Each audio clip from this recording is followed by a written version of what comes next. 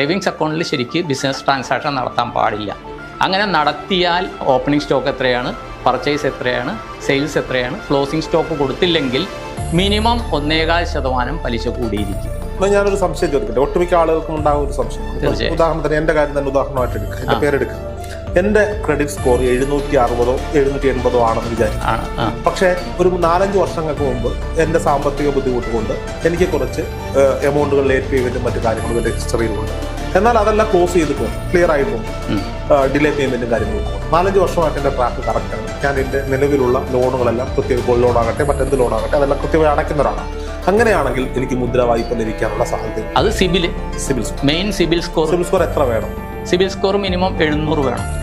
700 വേണം. അവിടെ വേറൊരു കാര്യമുണ്ട് സാർ, കൊളാട്രൽ സെക്യൂരിറ്റികൾ കൊടുക്കാതെ എടുക്കുന്ന ഒരു ലോൺ ആയതുകൊണ്ട് തന്നെ ബാങ്കുകാർ ഇത് കൊടുക്കുന്നത് പരമാവധി നിരുത്സാഹപ്പെടുത്താറാണ് പതിവ് എന്നാണ്